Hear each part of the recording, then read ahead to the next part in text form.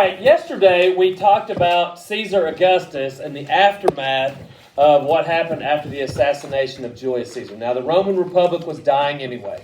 It was dying through corruption. It was dying through the use of slavery in their agriculture, which drove out smaller farmers. You know, you have former soldiers. They're all living in cities, and they're living in terrible situations.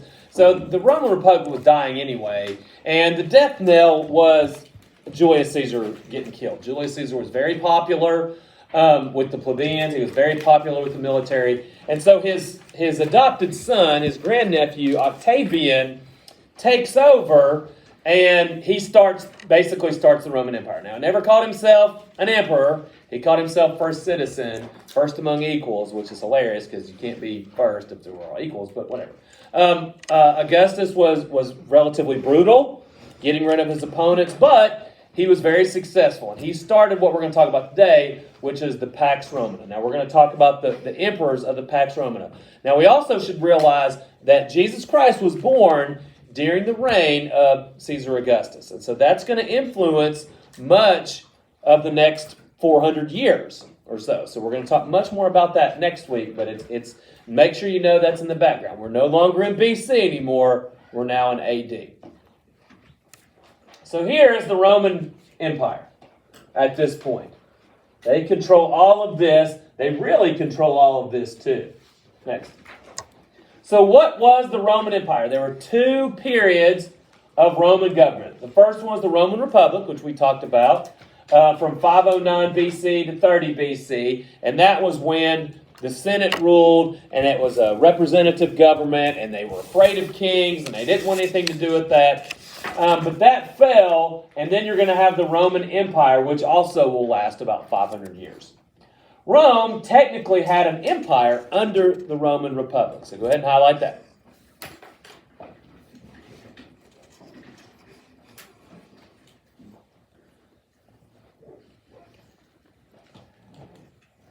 But the term Roman Empire refers to the time period beginning with Augustus, when Rome was ruled by emperors. That's why you call it the empire. So they did have a tremendous amount of territory that they had conquered. So they technically had an empire, but they were not ruled by an emperor until starting with Augustus. So here's another map. What are we always looking for on our maps? We're looking for the two fingers of the Red Sea, aren't we? And then from the Red Sea, we can go over to the mouth of the Nile. When you're at the mouth of the Nile, you can find anything. Next. Octavian becomes Augustus. Octavian was the sole ruler of Rome after his forces defeated Antony and Cleopatra at the Battle of Actium. The Senate gave him the name Augustus, meaning Most High or Exalted One. In 23 BC, Octavian, now referred to as Augustus, was made consul for life by the Senate. Now, the consuls, they were basically the president. He was also made princeps, meaning first citizen. So that's where we get the word prince from. So not only do we get October and August, but we also get prince from Augustus. He was also made imperator, meaning successful general. And that's where we get the name, the word emperor from. Imperator. So not only do we get October, August, prince, emperor, all comes from Augustus. He was named Pontificus Maximus, or chief religious leader. That's origin of the word Pontus, which is used described to the Catholic Pope today. Now, there's another one. So we got October, August, Prince, Emperor, and Pontiff. He was also made a tribune. He had the power to call the Senate, veto the Senate's laws, and make laws himself. He was extremely powerful. Next. Go ahead, go back up one. Make sure we're highlighting princeps, imperator, pontifex maximus, and tribune. So that really is offices that were divided in the Roman Republic among many people. He is basically in charge of it all, and he's just one guy. Now, he never calls himself a king. He never calls himself emperor, and he puts people in power that are his friends or loyalists. He was an incredibly skilled politician. He was very, very smart about the way he always made it look like he was doing the right thing for the Roman people. When in fact, he was taking more and more control, but they loved him for it. Next. There's Caesar Augustus on the throne, looking at him being good and taking care of the poor plebeians. Next. Primus inter pares, first among equals, which is in itself a hysterical title. Okay? Because if you're equals, nobody's first, right? But he was first among equals. Augustus and later emperors tried to maintain the facade that they were elected officials rather than dictators. Being first among equals gave the illusion that an emperor was the most prestigious and important member of the Roman Senate, but that each senator was simultaneously equally important. In reality, the Roman emperors ruled with little input from anyone else. They're always afraid of that one word. Everybody knows what that one word was, right? King. King talk like it. Okay. So what I want you to highlight is first among equals, and then you could say, in reality, Roman emperors really ruled with little input from anyone else. Now, they get more brazen about it as the years go by. They get more, hey, we're in charge and we have power over life and death. But the first one's really good. Hey, nod your head if you want someone to highlight for you. No? Okay. Next. Rome under Augustus. This is the golden age of Rome. We already talked about the golden age of Athens, full of learning and building, where Athens took all the money from the Delinian League. This is the golden age of Rome under Augustus. He attempted to reform public morals by promoting family life. That seems good, but he was largely unsuccessful. He began the practice of declaring emperors gods and picking their own successors. He called Halley's Comet the spirit of Julius Caesar. He built and maintained the empire's infrastructure, such as the Roman roads, buildings, everything else. He encouraged the growth of business. He established the fire and the police departments in Rome. He established a strong money system. Everybody used that same money. That was one of the unifying things in the Roman Empire. One was speaking and writing in Greek, and two was using the same money system. He extended citizenship to more and more people in the provinces. The way you keep people who you control under control is give them more things, make them feel more equal. So people that the Romans were controlling in Spain, or people they were controlling in Africa, they were made Roman citizens, so why would they rebel? Why would you rebel against your own country? He said he found Rome a city of bricks and left it a city of marble. Jesus, the founder of Christianity, was born in the Roman province of Judea during the reign of Augustus. We know that. How do we know that? It's written in the New Testament. Okay, next. The Pax Romana, the Roman peace. Rome controlled the entire Mediterranean region beyond. They had complete control and almost no warfare. Does that mean there was no fighting? It doesn't mean that. But for a large part during the Pax Romana, there was no civil wars. There was nothing that tore them apart. If people on the provinces or people in the frontier were attacking them, they had the most powerful army in the world. They could go crush them at any time. At one point, Julius Caesar marches into what is now Germany. He gets to the river, builds a bridge across the entire river in a week, marches his army across it, just walks around for a week, and then comes back. Just letting them know, this is what we could do. We could kill you at any time. And basically, they were safe from the Germans for about 350 years. Next. The Pax Romana. So the Pax Romana is going to last from 20 BC. We know that BCE is stupid. We just use BC. BC to 180 BC. Next. Roman emperors after Augustus. There's a great variety in quality of those emperors who succeeded Augustus. The office of emperor was initially designed to be hereditary, but from the start, there was confusion as to which family member would inherit the throne. Some emperors proved to be cutthroats or insane, or both. The military came into play an enormous role in selecting who would become the emperor. So it's not always going to be a dynasty. We did not say that the Pax Romana or the Roman emperors were a family affair. They weren't. There are many times that it came to, hey, the emperor's most trusted general, or a friend, or something like that. Or the strongest, as Alexander would say. Next. So here are the emperors. Here are some emperors during the Pax Romana. You've got Tiberius. Nero, Vitellius, Caligula, Calba, Vespasian, Claudius, Ortho, and Titus. Titus is Vespasian's son. Next. Tiberius. Tiberius is the stepson of Augustus. He just went ahead and abolished the assembly altogether. He didn't make any bones about it, did he? Who's in charge? He's in charge. He was a capable general who extended the frontier in the north. He strengthened the empire. He appeared to dislike ruling and gradually retired to the island of Capri. So he basically kind of delineated or designated some of his authority as time went by. Look how long he was emperor. He was emperor for 23 years. And he didn't like it. He didn't like all the politics. So he kind of just gradually retired. Tiberius is the emperor when Jesus is executed. And a famous church historian, Eusebius, I know Dr. Seth Kendall, I know I'm probably mispronouncing that. But Eusebius wrote in his History of the Church in 330 AD that he believed that Tiberius was converted. And that the reason that all these Christians didn't get killed was that Pilate wrote to him and said, hey, something miraculous has happened. And most people think that Tiberius converted. Next. There's Tiberius. Handsome chap. Next. Caligula, son of famed military general Germanicus. What word do you think we get from Germanicus? Probably German, right? The nephew of the adopted son of Tiberius. He earned his name Caligula, meaning little boots, by the Roman army. As a child, he would always dress up in a Roman armor and boots, even though he's a little boy.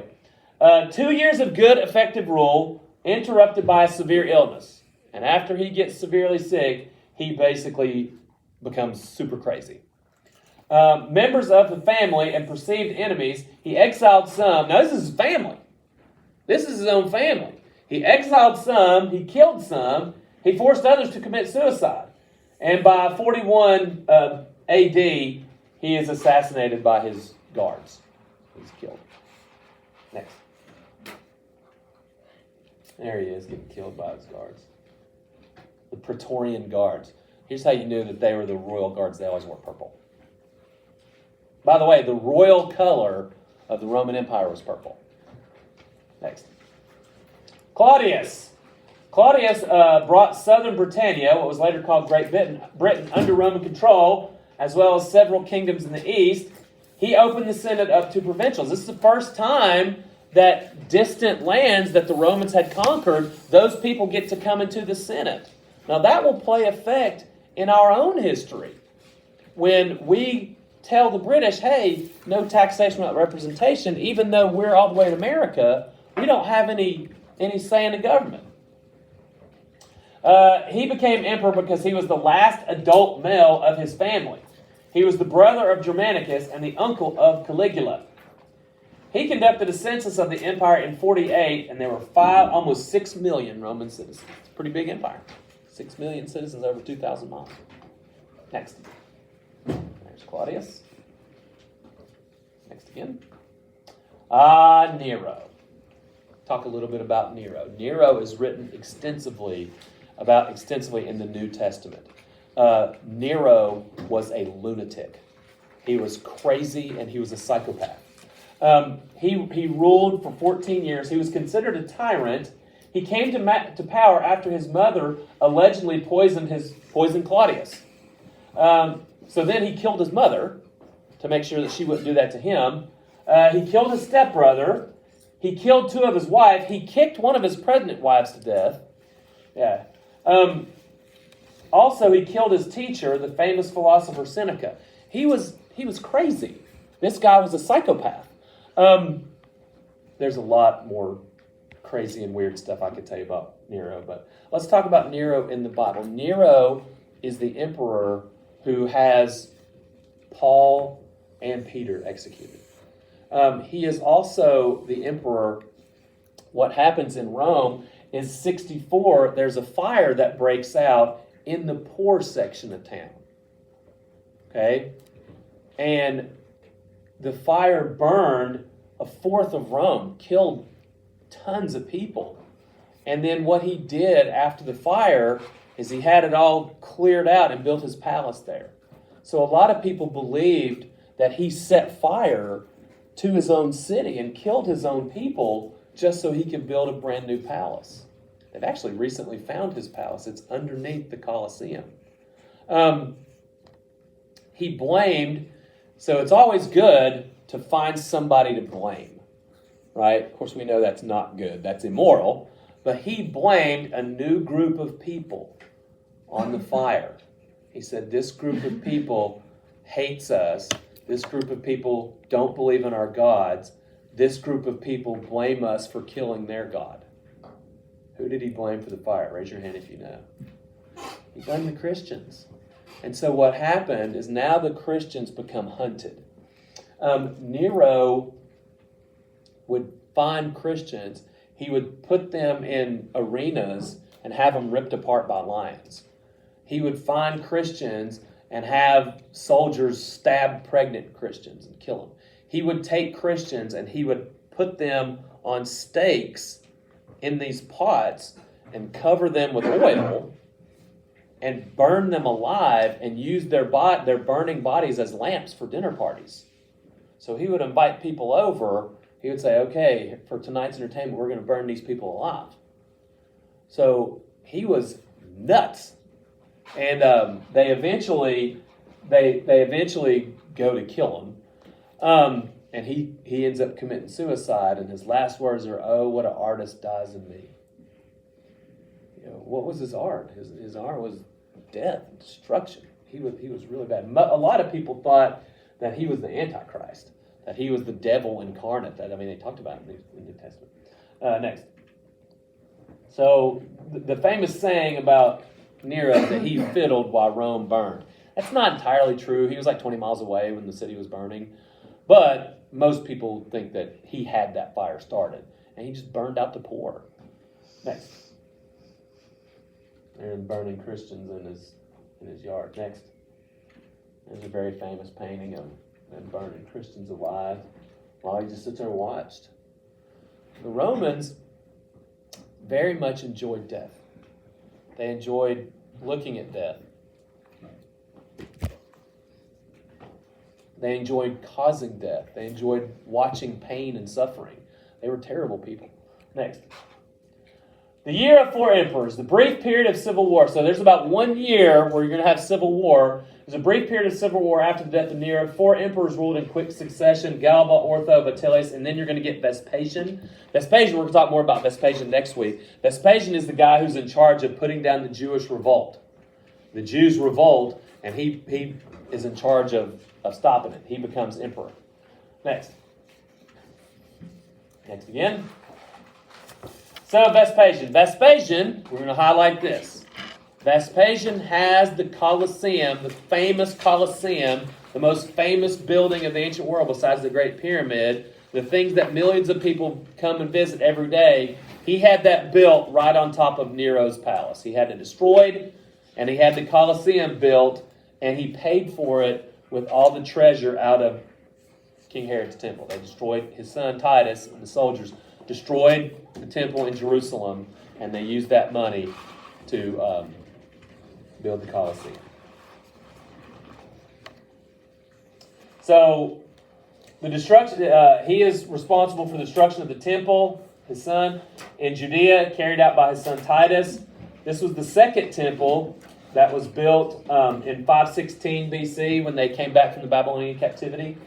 And so he is succeeded by his son Titus, and then by Domitian.